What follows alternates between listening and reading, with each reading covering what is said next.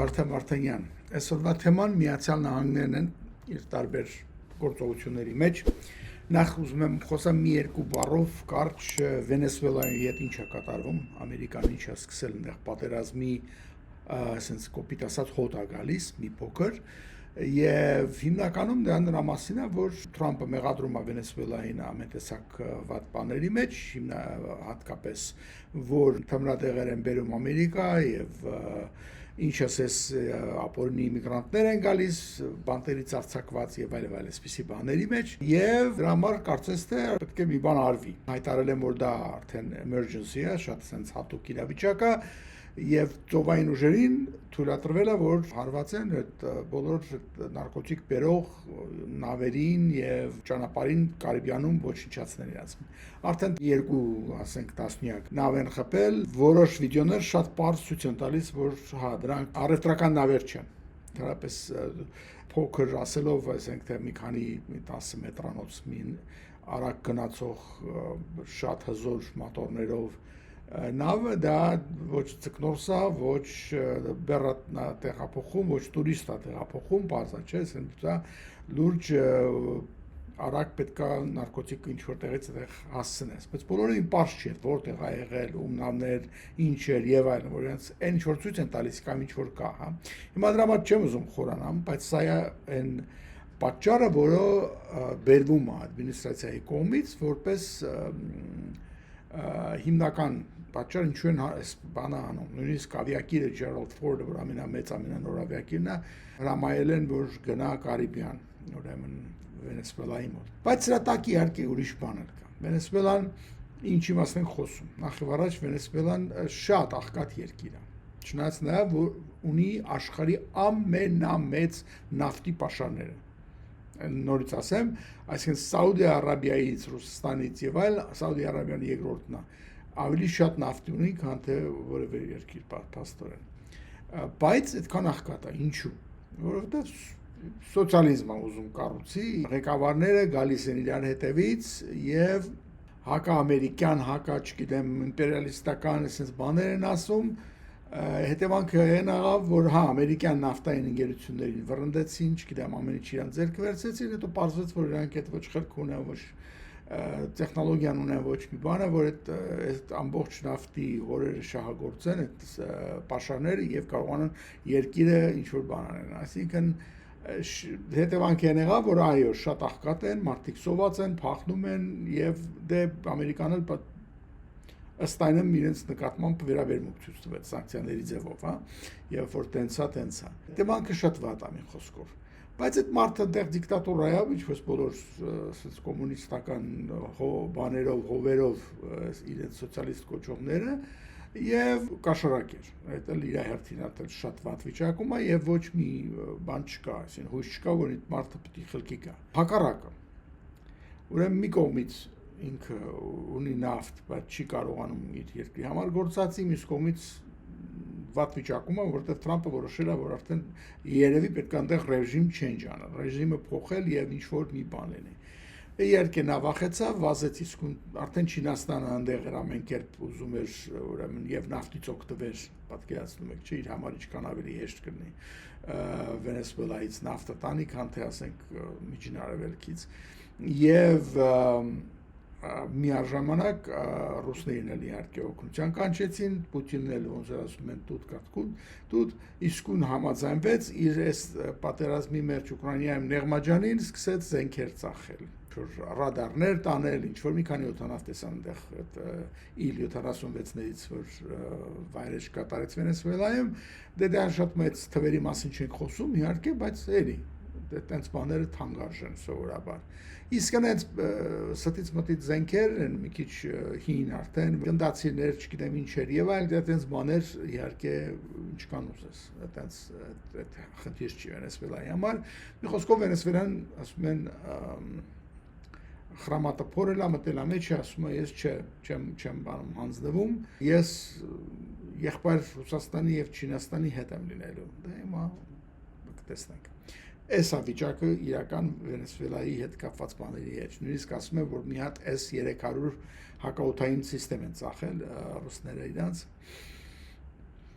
Այս էլ էսպես։ Հիմա ավելի մի քիչ Ամերիկային մոտիկ սրտին հարցի մասին խոսամ, դա ընտրություններն էին, այս որ կատարվեցին երեք եւ այդ ընտրությունների, այսինքն տեղական ընտրություններ, ոչ թե նախագահական, ովքեր որ Ամերիկայում չեն ապրում, բարձրապես արագ բացատրեմ, այստեղ ընտրվում էին որոշ նահանգներում նահանգապետ, նահանգային գլխավոր դատախազ, նահանգային, չգիտեմ, կոնգրեսմեններ եւ այլ այդպիսի բաներ։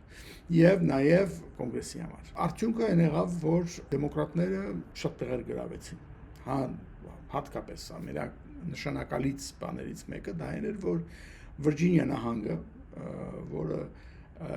Կալիֆոռնիայի նման կարծես երկու տեղ լինի, հա, culturally հարավային Վիրջինիան շատ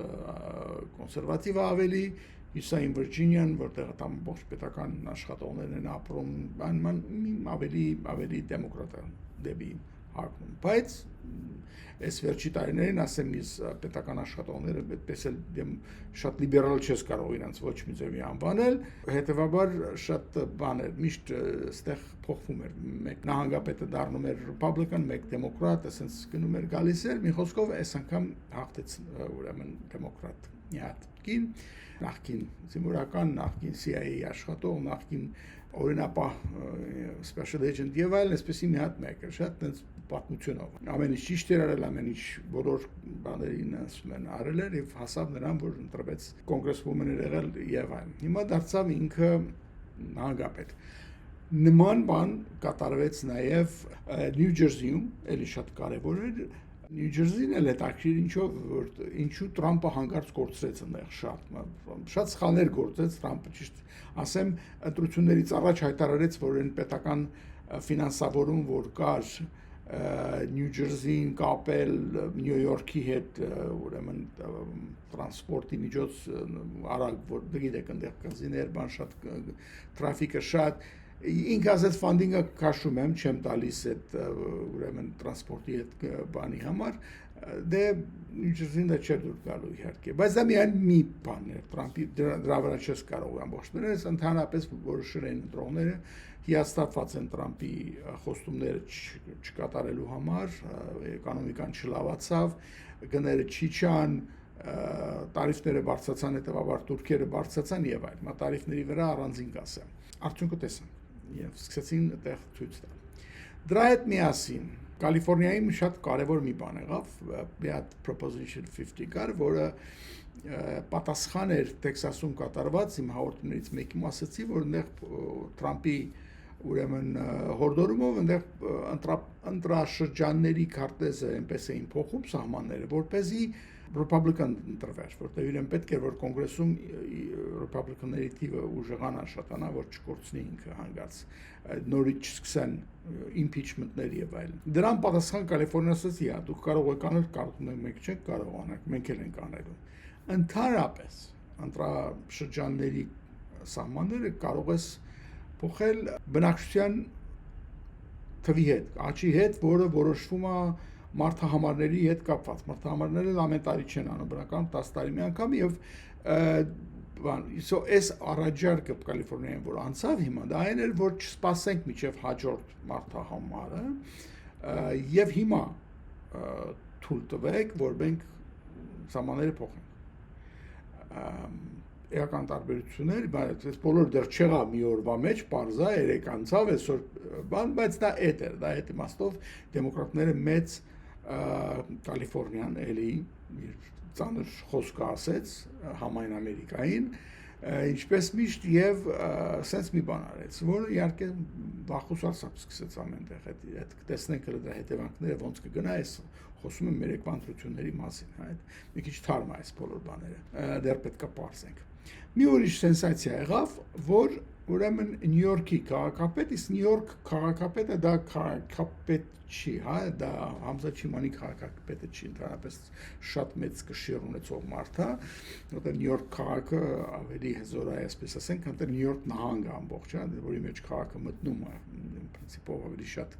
պրեստիժ ունի եւ բաներ ունի։ Մի խոսքով քաղաքը ընտրեց առաջի մուսուլման քաղաքապետը պատմության մեջ, հա, Են դեպքում որ Նյու Յորքում 9/11-ից հետո որ ասեի մուսուլման են չգիտեմ ոնց էին նայելու վրա անցավ ուրեմն մի քանի արդեն մի քանի չի անցավ մի 20 քանի տարի եւ հանգարց ընտրեցին այս մարդուն ով էր սա Ես շատ հետաքրքիր պատմություն է այս մարդը եւ ցույց է տալիս ինչ որտեղ Ամերիկայի յուրօրինակությունը եւ միաժամանակ հզորությունը այդ իմաստով Ուրեմն երիտասարդ անունը Զոհրան Մամդանի Քուինզից Նյու Յորքի շրջանից ազգությամբ հնդիկ ծնողներից է ծնվել ինքը ծնվել է Ուգանդայում Ինչպես գիտեք, Աֆրիկայում շատ հնդիկներ կան, մուսուլման ընտանիքում։ Այնտեղ ընտանիքը մի քիչ ապրել է հարավ Աֆրիկյան Հանրապետությունում, հետո եկել են Միացյալ Նահանգներ։ Ինքը 7 տարեկանից ստեղ է, 7 տարեկանից ուրեմն Ամերիկայում է, բայց քոլեջը վերջացնելուց հետո նոր դարձել է ամերիկյան քաղաքացի։ Խոսքը գնում է համեմատաբար վերջերս, ասեմ զարմանալի է, չէ՞, 18 թվականին, հա 2018 թվականին քաղաքացի է դարձել 2025 թվականին Նյու Յորքի մեյոր մի հատ պատկերացրեք ինքը լինելով մուսուլման եւ քաղաքական իր տեսակետներով ինքը իրան ներկայացնում է որպես դեմոկրատիկ սոցիալիստ այսինքն ոչ դիկտատոր սոցիալիստ, ոչ սովետական վարիանտի, ոչ չինական ձևի, ոչ, ասենք, չգիտեմ, այլ դեմոկրատիկ, այսինքն ժողովուրդը թող ասի ինչ է, ինքը բայց էս է, սոցիալիստ ասելով ինչ ենք հասկանում, իր արդեն նախկին բաներից մեկը, ասենց pilot project-ներից մեկը այն էր, որ Նյու Յորքի ավտոբուսները ձրի լինեն, այտենց մի հատ փորձ արեցին, pilot մի տարով ձրի էր Հիմա այդ նախքան իրեն տրվել է դեպ ինքը Նյու Յորքի օրենսդիր Նյու Յորք նահանգի օրենսդիր մարմնում էր արդեն ընդունվել, հա, ընտրվել մի անգամ եւ իր բաներից մեկը դա էր։ Ուրեմն նահանգի կոնգրեսմեն ասենք, հա, լինելուց հետո ինքը ընտրվում է որպես մեյոր։ Ում դեմ էր ինքը պայքարում։ Ուրեմն այնտեղ կար մի հատ հանրապետական Սպիտակ մի հատ տղամարդ, կարծեմ թե չեմ սխալվում, վստահ չեմ, եւ դա շատ 7% ձայն հավաքեց ընդհանրապես։ Հաջորդ հիմնական իր դեմ, ասենք թե հակառակորդը դա նախկին նահանգապետն էր Նյու Յորքի, որը հայրը եղել էր Նյու Յորքի ուրեմն քաղաքապետ, այնքան հայտնի քաղաքական ընտանիքի մարդը, որ դժվար է նույնիսկ որևէ ձևով դրան համեմատել իրար հետ, հա, բայց հանգարց կոմո, ներողություն ազգանոսկի չասեցի, ուրեմն կոմոյի դեմ էր, կոմոն պաստորեն հավաքեց մոտ 40 ամբողջ 6% էր ինչ էր, խոսքով շատ ցենց բարձ մեծ բանով մեծամասնությունով ինքը հաղթեց, ոչ թե plurality-ով հաղթեց, այլ իսկապես։ Կոմոն լրիվ շշպրել էր, բայց իհարկե որտեղ երկուսն էլ դեմոկրատ էին, նախ պետք էր ինքը որպեսզի հաղթեր primary-ը կոչվում, միջկուսակցական կռվի մեջ ով պիտի դառնա կանդիդատ, ինքը տեղ հաղթել էր արդեն։ Եվ Կոմոն ասաց ես չեմ հանձնվում, ճիշտ է ինքը դեմոկրատների ընտրանին է, որ դուրս կա հանրապետականների դեմ, բայց ես իմ շարունակում եմ իմ բանը կանդիդատուրան դնում եմ որպես տարբեր ուրիշ կուսակցություն անկախ եւ ես կարծում եմ կհաղթեմ։ Վերջի վարքյանին նույնիսկ Տրամպը, որ Կոմոյին տանել չէր կարողանում, ընդհանրապես հանգարց որոշեց, որ պիտի Կոմոյին ինդորս անի եւ ասի մարդկանց, որ գնացեք այս վերի շատ լիբերալ տրադիցիոն լիբերալ Կոմո Անդրու Կոմոին ձայն թվեք չօգնեց հակառակը ուրիշ բան Զորան Մանդանին որը դե երեխա եկել է Ամերիկա մեծացել է Ամերիկայում ոնց որ ասում են շատ այնց ոչ մի մանավանդ հնդիկ ամերիկացիներ այդպես շատ ինչ որ բան չի աչքը չէր բոլորի մտցնում են հագամակը, որ ինքը իսլամական ընտանիքի երեխա է եւ այլ, իսլամական ասելով էլ շատ բան չեն եղել, sense թունդ, հա, իր մայրը շատ հայտնի կինոռեժիսոր էր, շատ մի քանի շատ հայտնի ֆիլմեր ա նկարել, իր հայրը Կոլումբիայի համալսարանում անթրոպոլոգիայի պրոֆեսոր է, այսինքն զարգացած կրթված ընտանիք են, ինքն էլ տենց շատ չէր բանանում։ Ինքը փոխանակ փախներ դրանից, հակառակը իր ընտրապայքարի ժամանակ ասաց, որ ես ինձ այլևս չեմ փորձելու ուրիշ բան ներկայացնեմ, կամ ես դեմ շատ էլ հպարտ եմ, որ մուսուլման եմ եւ չեմ էլ փախնելու դրանից, բայց ինչ որ հատուկ ինչ որ բաներ չունի, բարձ այնքը չի էլ ասում, որ դա։ Մի խոսքով ընտրվեց, բոլորը մի տեսակ զարմացան ու հանգարց այսօր արդեն նորությունների մեջ առավոտ որ ժամը 7-ից միացնում ես միանգամից էտա թեման ինչն էր բա հիմա որ սա եկավ էս մուսուլմանը ինչա լինելու Նյու Յորքի մեր հрьяաների հետ եւ հրեական համայնքի ներկայացուցիչը նորությունների ժամանակ շատ ողջավորված շատ sense հուսված պատմում է որ սա չի կարող sense լինի բանապիտի ոչ մի դեպքում մեզ հանգարց մի բան չէ, ախր ինչի համար, որովհետև ամեն մեղքից վրա էս մամդանին համել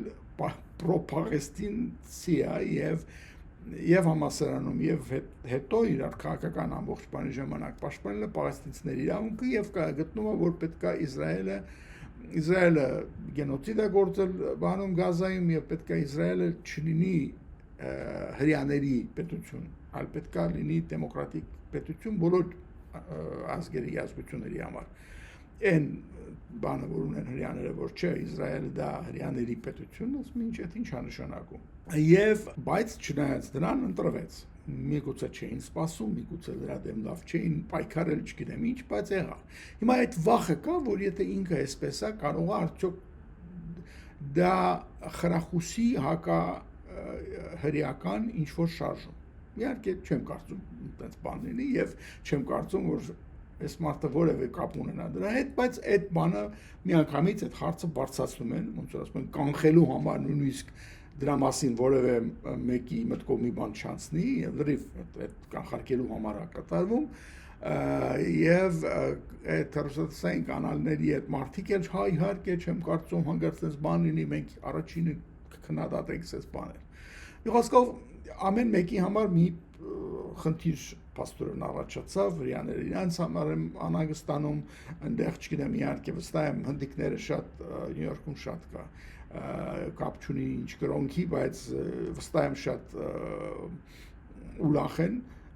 որ իրենց ասենք հայրենակիցը չնայած նորից եմ ասում ինք Աֆրիկայում է ծնվել Գանդիներն Աֆրիկայում ծնվել չէ այդպես կապ չունի եւ այլ ասես այս ձևի տարբեր ինքը կարողացավ տարբեր սեկտորների իր կողմը քաշել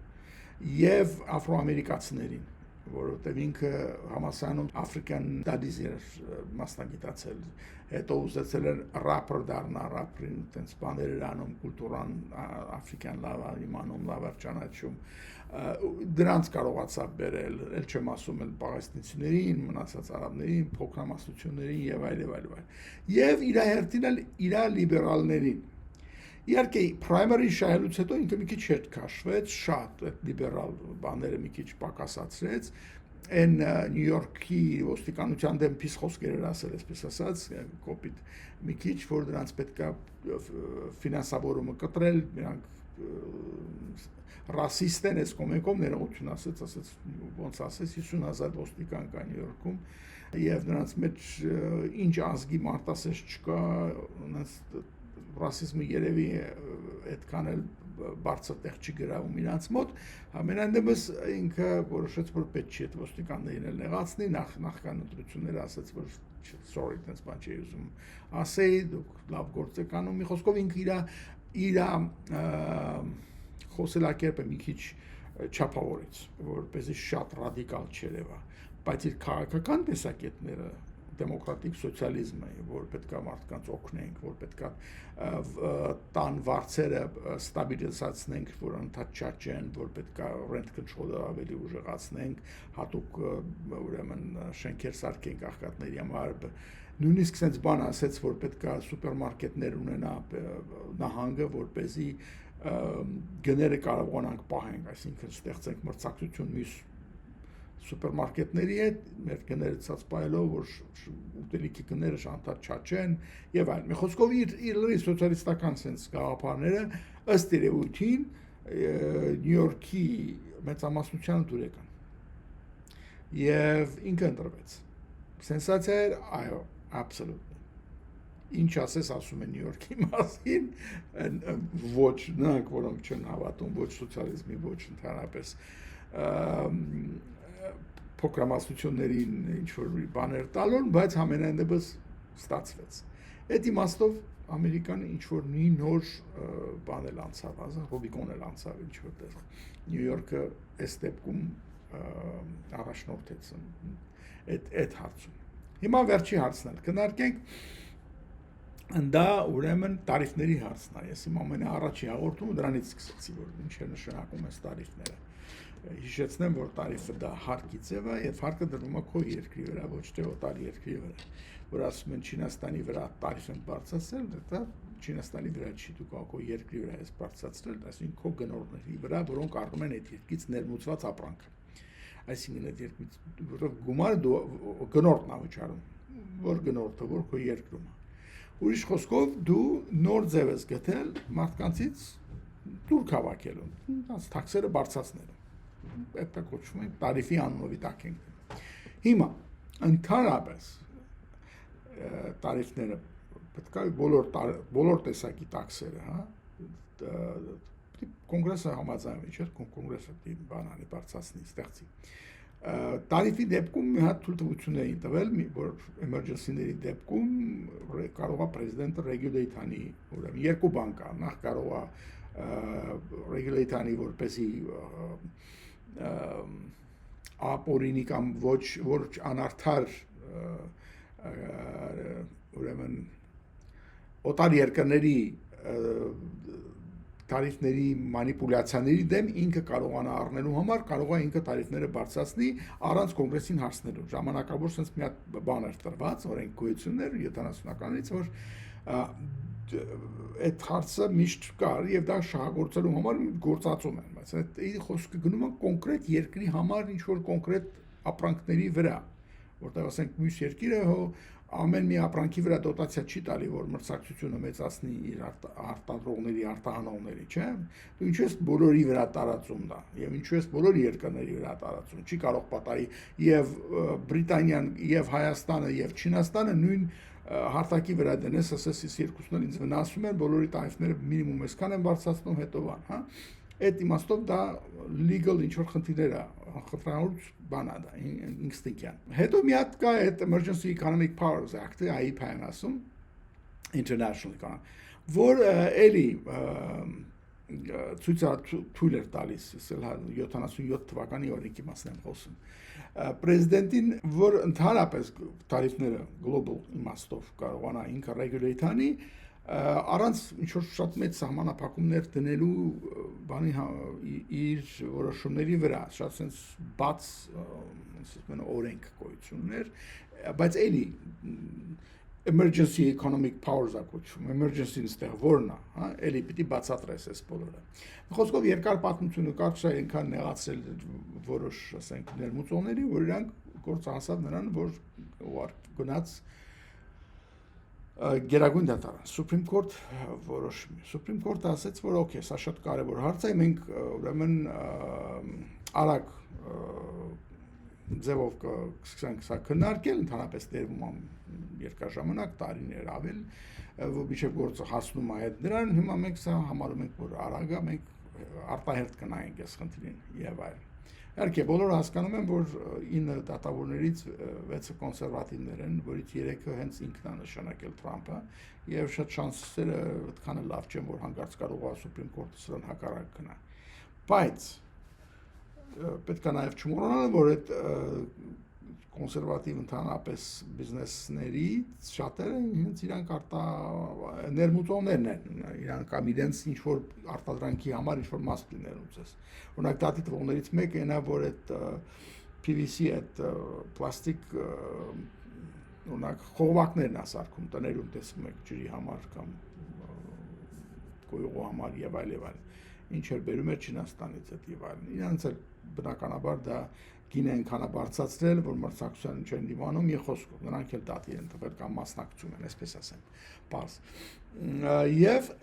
պետքա գերագույն դատավորը հիմա որոշի։ Ամենահետաքրքիր բանը այն է, որ այսքան խոսալուց տարիքներից, այդքան երկրների վրա բարձրացնել, իջացնել, բանակցել, պայմաններ դնել եւ այլ, հանգարց հետո Supreme Court-ը ասի, որ չէ, դու իրանք չուներ sense բան անել, առանց կոնգրեսի թույլտվության եւ պիտի մա հետ տանես։ Ոնց է սա կատարվելու։ Սա մի հատ շատ ոչ գեղեցիկ թատրոն է դառնալու, որ դժվար է նույնիսկ պատկերացնել։ Եվ տեսնենք։ Բայց այսօրվա դրությամբ Թրամփի խնդիրները կարծես թե նորից գլուխ են բարձրացնում, նորից ընտրությունների իմաստով, որ իր դեմոկրատների ուրեմն թիվը մեծանում է եւ նահանգներում դա շատ այդքան առաջի այսքից քրիտիկական չի, բայց ազդեցություն ունի, բայց նաեւ կոնգրեսում Միացյալ Նահանգների եւ դրա հետևանքը շատ ավելի հետաքրքիր կլինի։ Լավ, այսօր այսքանը Վարդան Մարտիրոսյան, Vivi Talks բաժանորդագրվի։ Thank you.